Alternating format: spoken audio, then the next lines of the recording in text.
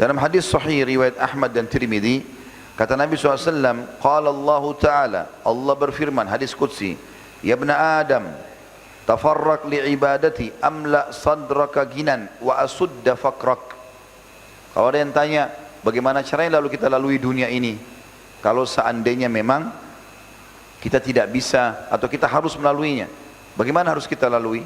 Maka hadis qudsi ini menjawab, Allah Subhanahu wa taala berfirman kepada kita semua manusia, ya ibna Adam, wahai anak cucu Adam, luangkan waktumu untuk beribadah kepadaku. Yakin Allah Tuhan dan tidak ada Tuhan selain Allah, lalu jalankan perintah-perintah yang telah Dia perintahkan. Maka aku akan penuhi dadamu dengan kekayaan, dan aku akan penuhi semua atau aku akan hilangkan kemiskinanmu.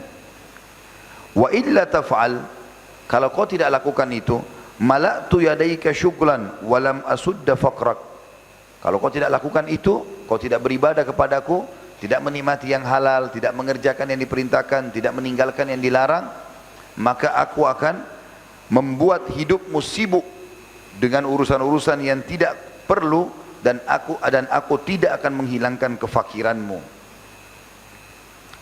Di dalam hadis yang lebih dalam lagi merincikan masalah ini, hadis riwayat Ahmad dan Ibnu Majah, kata Nabi SAW, man kanatid dunya hammah, siapa yang menjadikan dunia sebagai target utamanya, enggak mau kenal mana halal haram, enggak mau tahu ada hisab atau tidak hari kiamat, siapa yang menjadikan dunia sebagai target utamanya, farraqallahu alaihi amrah, Allah akan sibukkan dia atau pecah belahkan perkara-perkaranya, tidak ada yang selesai.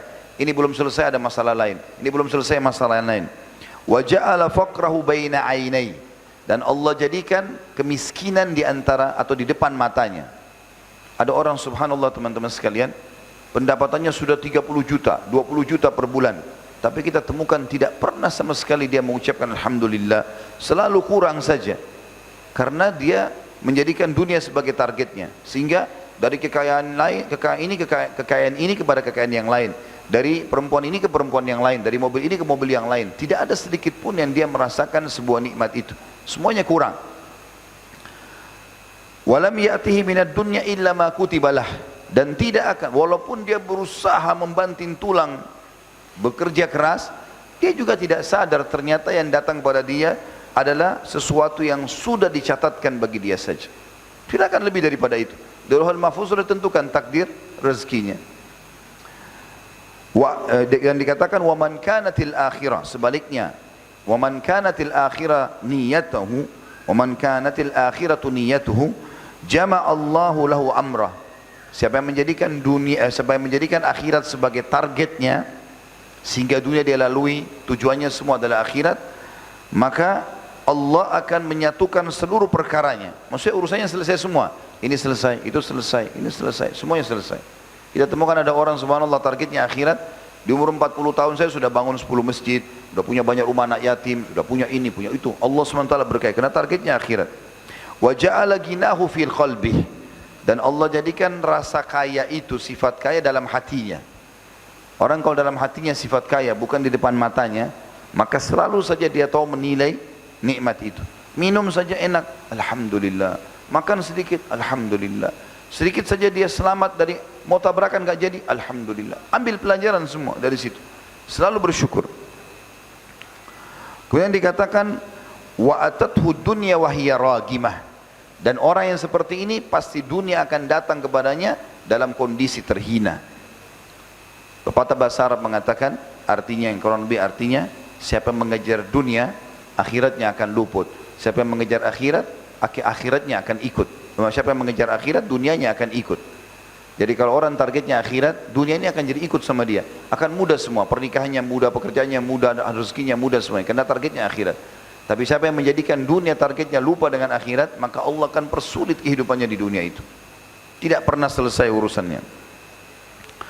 Nabi SAW juga mengingatkan kepada kita tentang pentingnya seseorang mukmin segera melewati dunia ini. Walaupun sekali lagi ya, kita akan closing, nanti kita akan tutup materi kita ini, bahwasanya perlu kita punya pendapatan di dunia, perlu punya prestasi dunia, tapi konsepnya 5 huruf halal, dan jauhi 5 huruf yang lain haram ya. Kata Nabi SAW, ta'isa abdud dinar, ta'isa abdud dirham, ta'isa abdul khamisa, ta'isa abdul khamila, yang artinya kurang lebih terhinalah pengejar-pengejar dinar, dirham dan segala macam urusan dunia ini, pakaian mewah segala macam, ya. Idza u'tiya radhi, kalau Allah kasih dia rezeki dan apa yang dia inginkan, dia ridha. Wa in lam yu'ta sakhit, kalau dia tidak dikasih malah dia marah-marah. Ta'isa wa antaqas, sungguh terhina orang seperti ini.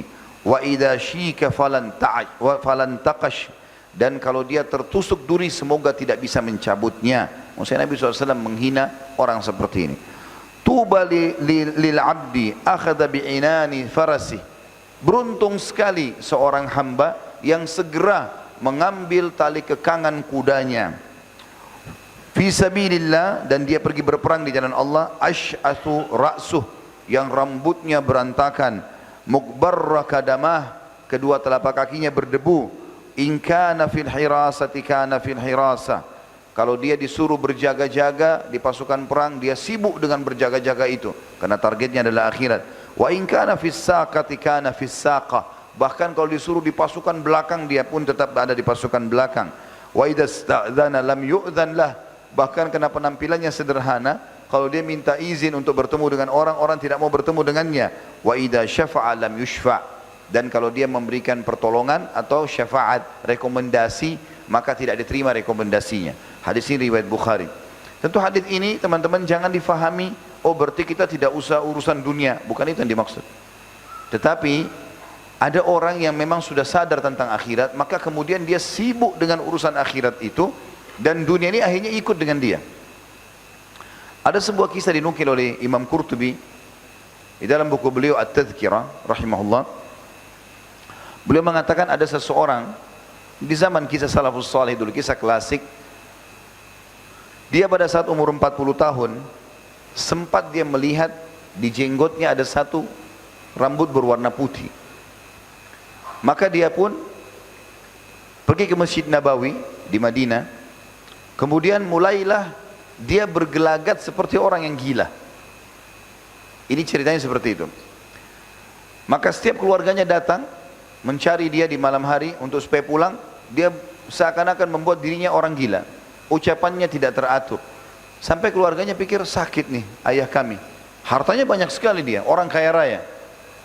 Kemudian dia lari di sekitar kuburan Nabi SAW. Begitu terus setiap hari. Akhirnya keluarganya pikir mungkin ini sudah gila ayah kami. Jadi setiap hari mereka cuma bawa makanan, mereka bawa baju ganti, dia ganti bajunya. Ini berjalan sekian tahun, hampir 20 tahun berjalan seperti itu keadaannya. Maka yang terjadi, ada seorang datang dari negeri Irak pada saat itu, ingin sholat di masjid Nabi SAW, menziarahi kubur beliau SAW. Begitu dia masuk ke masjid, dengan hikmah Allah Subhanahu Wa Taala, dia lihat orang ini. Orang ini rupanya kalau ada yang ngajak ngomong, dia langsung keluarkan kata-kata omongan seakan-akan orang yang gila. Tapi kalau lagi tidak ada orang, maka dia membersihkan Masjid Nabawi, dia duduk baca Quran, antara azan iqamah dia berdoa, tidak pernah lepas ibadah-ibadahnya, kerjanya itu saja. Selama 3 hari diikutin terus. Allah SWT gerakkan hati orang ini melihat, ya, orang yang jadi target tadi. Dan setiap malam dia selalu keluar ke Baqi, ke kuburan Baqi, kuburan para sahabat ridwanullahi alaihim. Kemudian dia merenung di situ sambil dia ucapkan kalimat. Dia mengatakan, ya Allah, andai saja sudah tiba saatnya, ambillah aku ini. Terus dia ucapkan begitu, dan dia minta rahmat Allah, minta pengampunan dari Allah, dan doa-doanya sangat berbobot. Tapi dia nggak tahu kalau orang yang dari Irak ini mengikutinya. Setelah 3 hari orang Irak ini, dan hari keempat dia ingin pulang kembali ke Irak, dia pamit dengan beberapa orang di masjid yang sudah dia kenal. Terakhir sekali didatangi orang ini, dan dia sengaja suruh tunggu, atau dia tunggu sampai agak kosong masjid. Orang itu tidak pernah keluar masjid, di masjid aja terus. Orang semua pulang ke rumahnya, makan, dia di rumahnya, dia di masjid saja. Ada makanan yang datang keluarganya, diambil sama dia. Enggak ada ya sudah, gitu kan. Maka yang penting pada saat itu teman-teman sekalian, didatangi sama orang Iran, lalu dia mengatakan, saya mau pamit pergi, mau pulang ke Irak. Lalu dia buat seakan-akan dia gila. Artinya kata-kata yang dia ucapkan kata-kata seperti tidak mengerti apa yang diucapkan orang Irak. Lalu orang Irak ini mengatakan, ketahuilah wahai saudaraku, aku sangat yakin anda tidak gila. Karena aku selama 3 hari di sini memantau apa yang anda lakukan. Anda hanya melakukan kegiatan ini karena ada tujuan tertentu. Karena kalau tidak ada orang, Anda bersihkan masjid, Anda berzikir, Anda berdoa. Dan perlu Anda tahu, selama 3 malam ini aku mengikuti Anda menuju ke Baqi. Dan aku tahu makna doa-doa yang Anda ucapkan. Anda bukan orang gila. Beritahukan kepada saya, rahasianya apa? Kenapa Anda lakukan ini? Maka karena tidak ada orang, dia tiba-tiba diam, orang ini lalu dia mengatakan, apa kau benar mengikuti semua itu? Orang gila yang tadi dianggap gila. Ada orang dari Irak ini mengatakan, iya.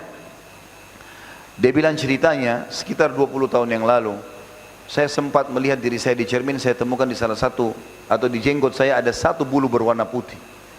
Maka saya mengingat firman Allah subhanahu wa ta'ala, waja'aha an-nadhir, potongan ayat ini ya, dan telah datang kepadanya an-nadhir. Ulama tafsir mengatakan an-nadhir itu adalah peringatan sudah dekat masa kematian.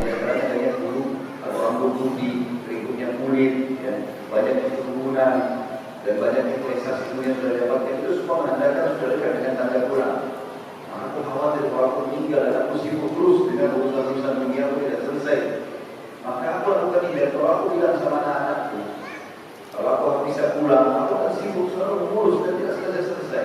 Dengan cara seperti ini, anak-anakku aku pantu dari Jawa, aku lihat tetap jalan usaha-usaha, mereka juga tetap bisa jalan dan aku juga bisa ibadah. Maka dengan cara seperti ini aku selamatkan diriku. Artinya ini ijtihad dari orang ini.